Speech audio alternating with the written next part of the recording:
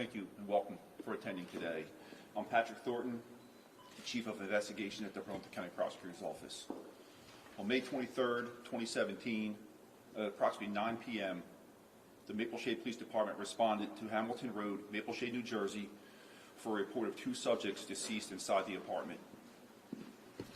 The victims were identified as Sasi Nara, 38 years old, and her son, Anish Nara, 6 years old.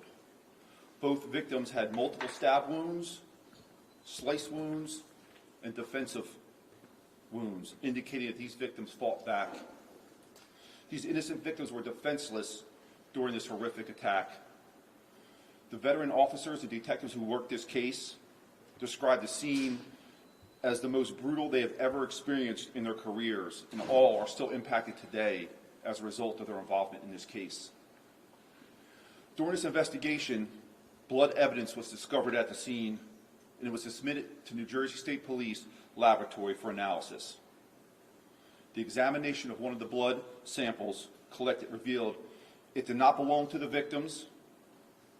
It did not belong to Hanu Nara, who was the father and the husband of the victims. It was also a resident of that apartment. This blood evidence was crucial in identifying our suspect in this case. After 8 years of continued and diligent investigative efforts by the Burlington County Prosecutor's Office, the Maple Shade Police Department, the FBI, and the New Jersey State Police, I am proud and happy today to announce that we have identified and charged our suspect, Nazir Hamid. At the time of this double homicide, he was an Indian national working in the United States on a work visa. He was employed by Cognizant Technology Solutions out of Teaneck, New Jersey. In September of 2017, Nazir Hamid fled the United States and returned to India, where he remains today. I'd like to welcome up to the stage and the podium Lieutenant Brian Cunningham. He's one of many detectives in this case who has continued to move this case forward. He's going to fill in the blocks, discuss some of the timeline and the investigative efforts that were made during this case to bring it to this point today. Lieutenant Brian Cunningham, if you would, please step up. Thank you. Thank you, Chief Thornton. Good afternoon. My name is Brian Cunningham, and I'm a lieutenant assigned to the Major Crimes Unit of the Burlington County Prosecutor's Office. I'm also currently the lead investigator in the Nara homicides.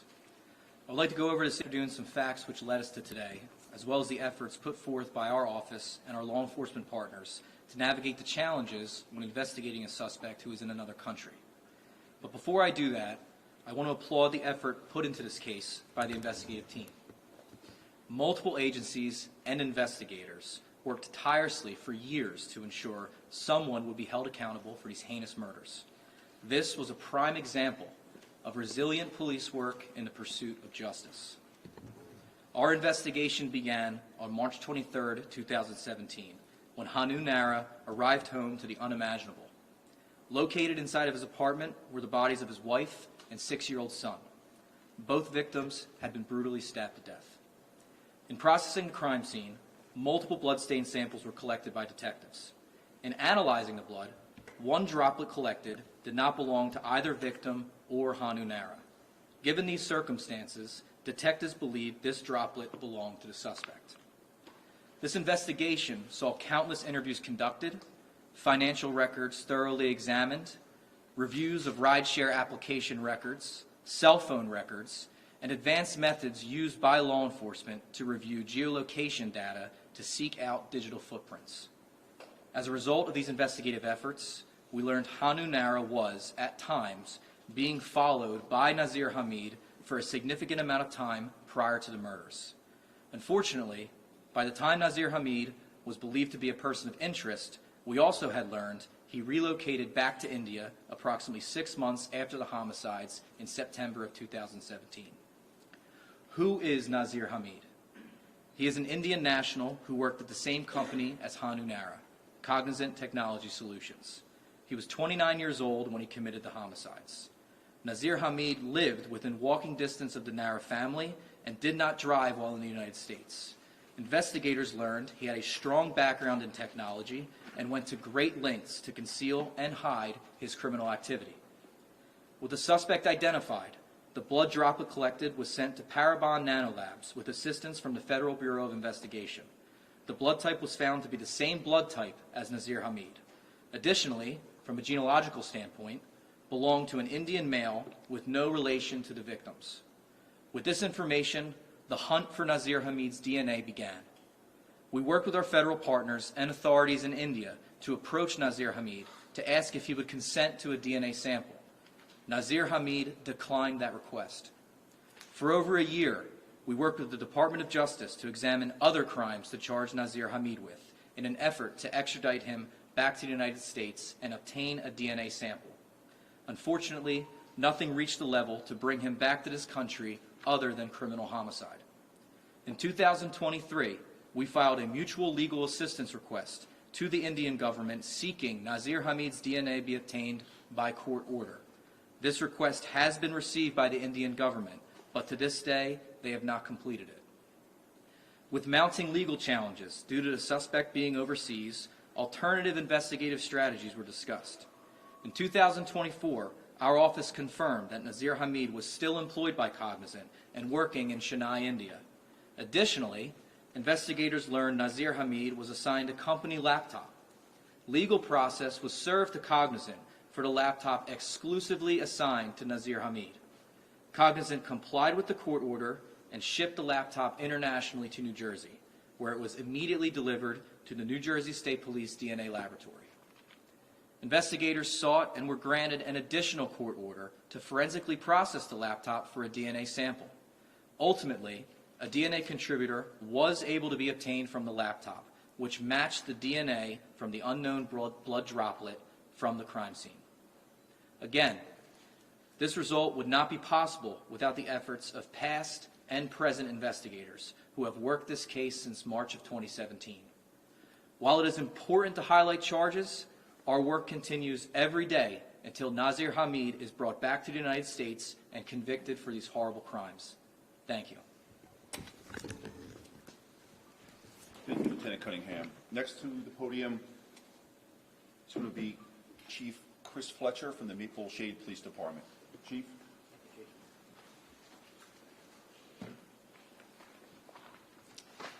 As Chief Thornton said, my name is Christopher Fletcher. I'm the Chief of the Maple Shade Police Department. These senseless murders took place in our town, and they shook our community to the core. The scene that day was unimaginable, and it affected our agency unlike any other crime in recent memory. Those who responded saw the carnage of a mother and her young child who spent their final moments fighting for their lives. This investigation has been conducted in full force from the day it began.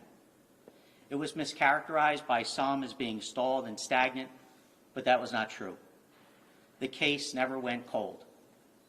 New leads were developed throughout the investigation, and all of them were run down, which has led us here today to announce these charges. Let me be very clear. Our commitment to bringing justice for Shishkala and Anish Nara never wavered. Two photos hang in our detective bureau, one of Shishkala and Anish together and one of Anish at school. Those images reminded the investigators each and every day that they carried the responsibility of solving this terrible crime. I want to personally thank the prosecutor's office for their close partnership with our department. Their support and determination has been vital in bringing this case to its conclusion. Finally, I want to thank you, our media partners, for being here today. Your coverage can help ensure this case receives the attention that it deserves, and to also encourage our federal partners to help take the next steps towards justice. Shishkala and Anish deserve nothing less. Thank you.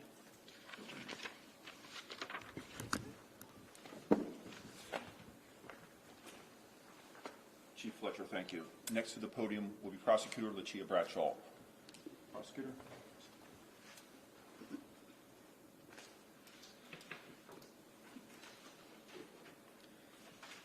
Thank you, Chief, and thank you for everyone coming today.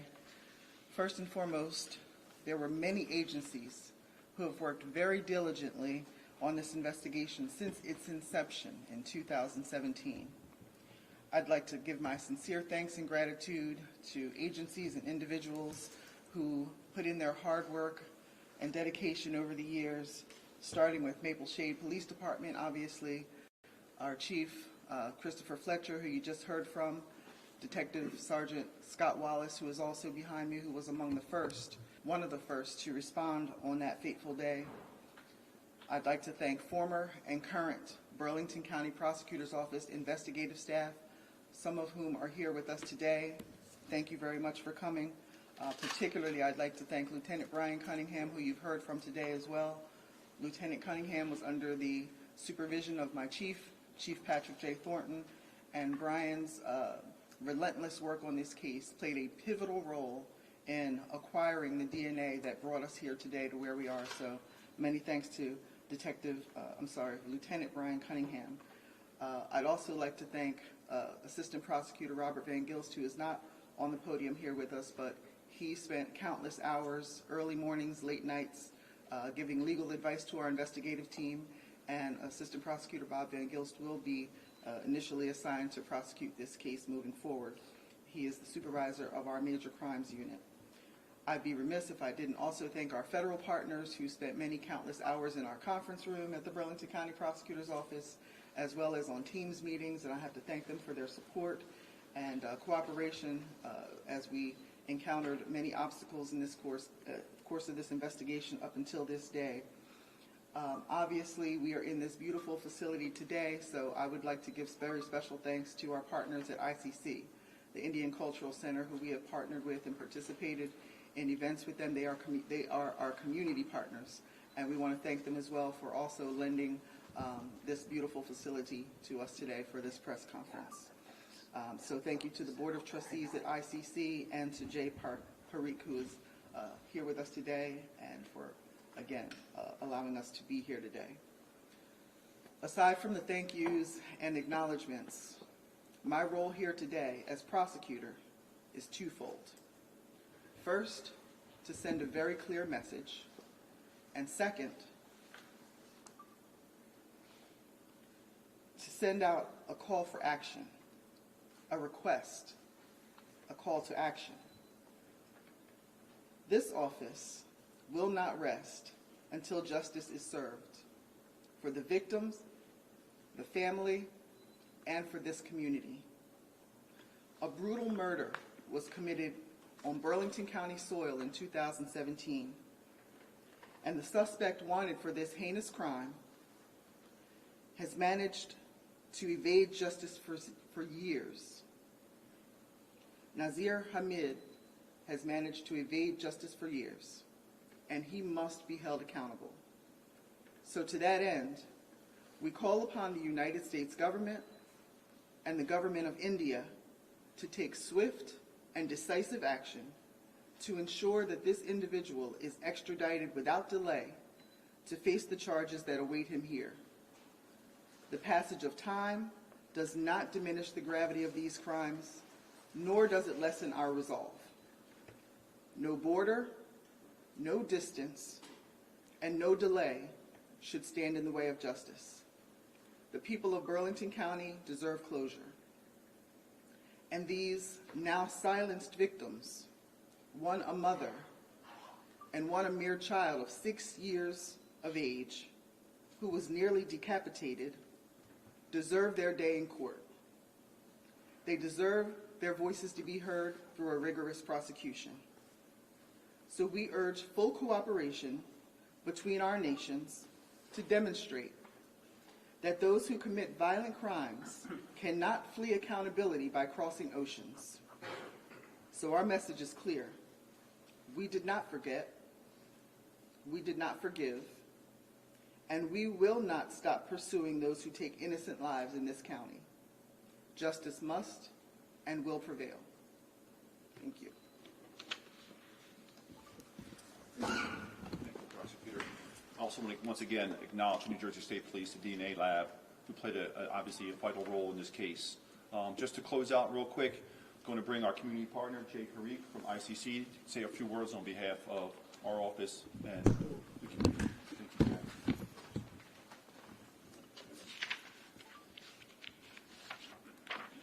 you, Chief Thornton. Thank you, everyone, for being here.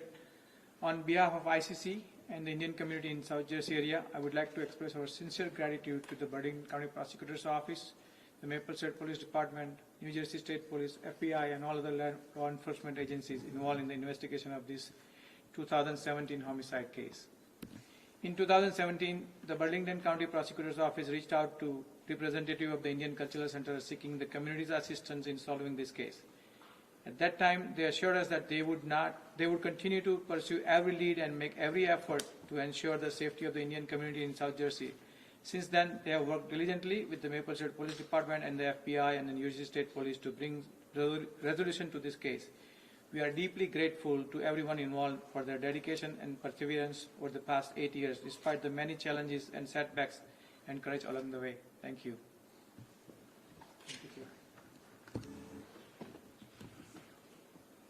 All right, as our PIO had mentioned prior to starting, we still obviously do not have a motive in this investigation. It is an ongoing investigation, but we're definitely going to entertain questions today from the press. If anybody would like to start. Sir? Could Detective Cunningham address the fact that the scene was horrific? You have the mother of the child, and yet the investigators found one drop of blood. What does that say about either investigators or the approach that you take to this sort of thing? It wasn't a spotlight on it saying, well, go over here.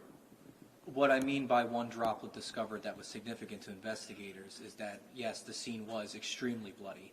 And during investigations of crime scenes, multiple swabs of different blood stains are collected. And analyzing all the numerous blood stains that were collected, one jumped out as significant because it did not appear to be the victim's blood, and it did not appear to be the blood of Hanu Nara or anyone of relation to the victims. This was an unknown blood droplet from an unknown contributor, which made us believe that this blood droplet possibly belonged to the person who committed these crimes. When you say that the suspect followed the victims for quite some time, can you describe that in a little bit of detail? Was it physically following them or monitoring them? What did that entail? It was physically following them. Jumping off of that, how would you describe the suspect's relationship with the victims and the victim's husband and father prior to this? Were they friendly? Did they just happen to work for the same company? Did they have any interactions?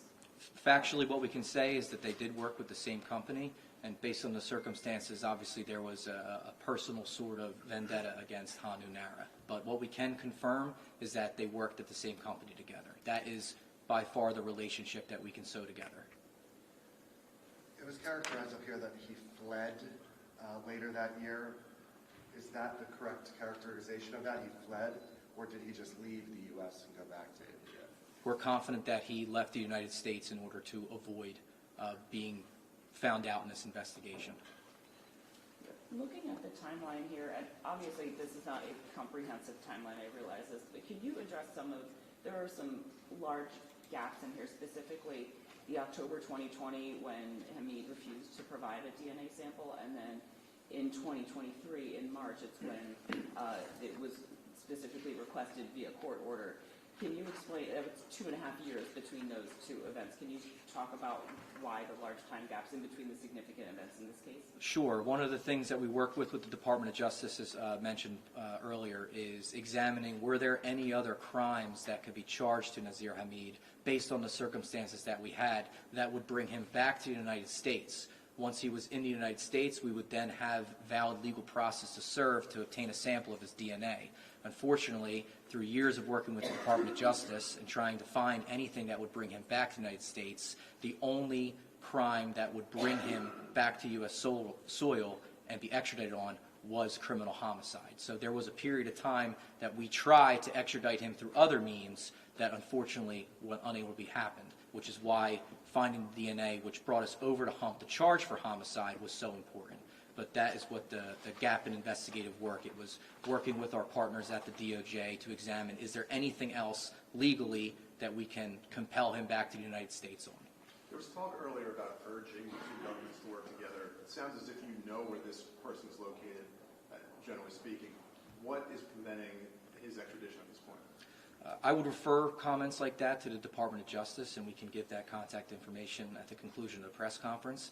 But there is a treaty which exists between our two countries about extradition process, but the process itself is cumbersome, and there are challenges with it. But again, I would refer you to the Department of Justice, who'd be willing to walk you through that process.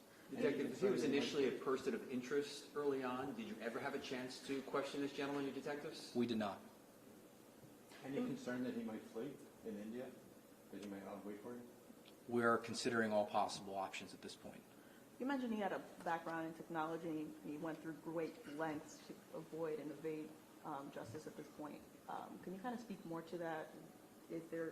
Are there specific things that he did with his phone, laptop, like what exactly? You mentioned the background, so I'm just curious as to what that meant. Sure. Just in general, different ways to conceal movements in terms of following the victims, as well as his movement that day of the murders to conceal that he was there. When did Mr. Hamid, when did he come to the United States, and how long was he working at the same company? He had come to the United States a few years prior to the homicides. And what about how long was he working for Cognizant? Several years beforehand. I don't know the exact year off the top of my head, but he had been working for Cognizant for some time prior to the murders. So is there any timeline when he'll be brought to U.S. or? I can't give a timeline right now. But he will be brought to U.S. We're working with our partners with the Department of Justice, and we're confident we'll be able to get him back to the United States. Is he still working in Cognizant? He has been terminated. Any resistance from Indian government authorities? I'm sorry?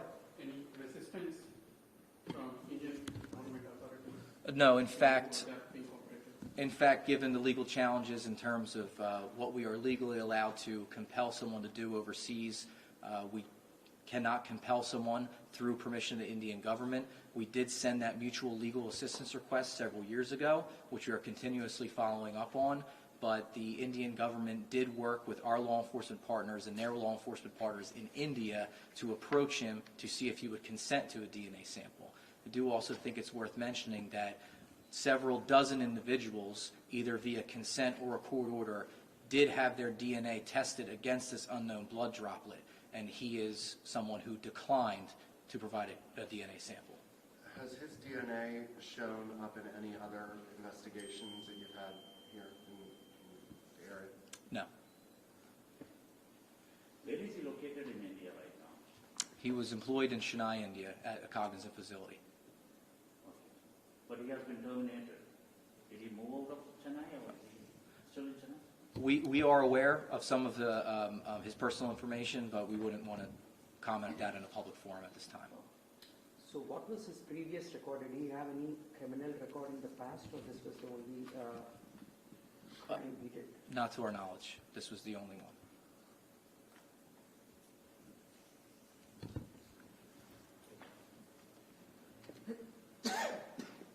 Any other questions at this time?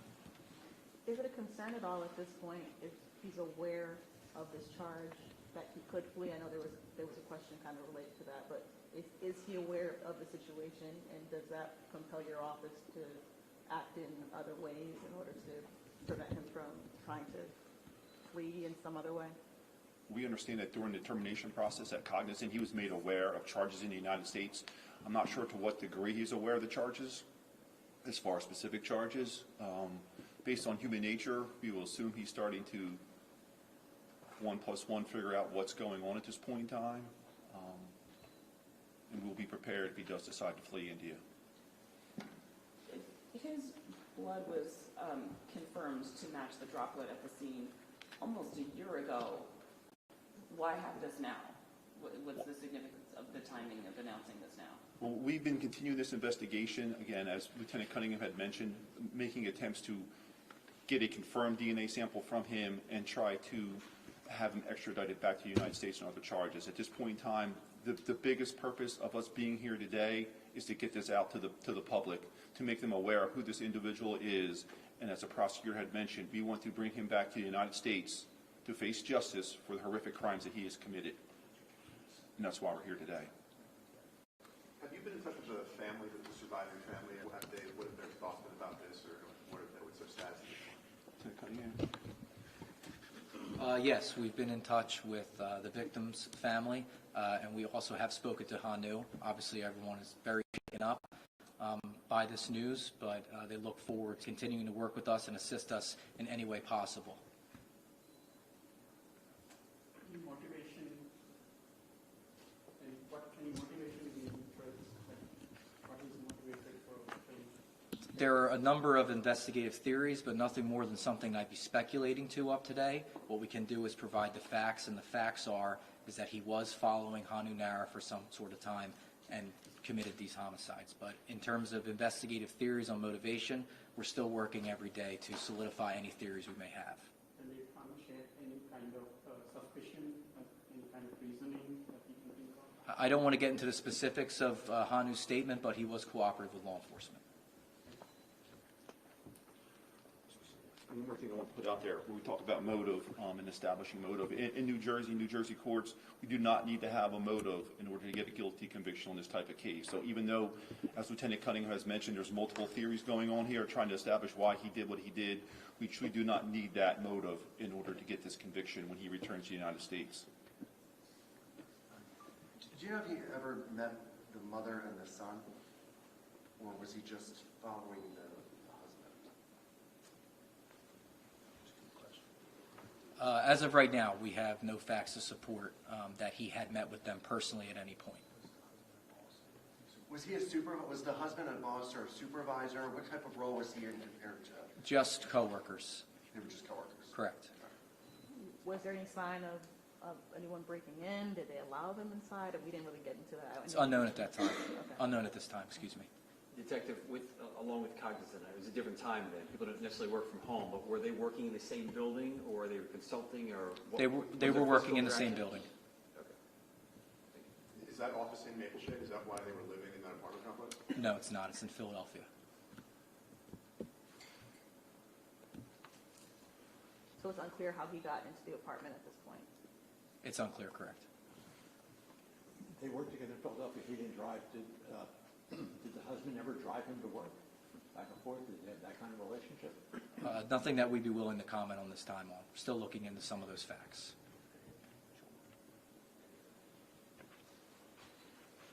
All right, again, we thank everybody for coming out here today. It's truly appreciated, all the investment, all the interest, and again, bringing Nazir Hamid back to the United States to face justice. Thank you. Appreciate everybody today. Thank you very much.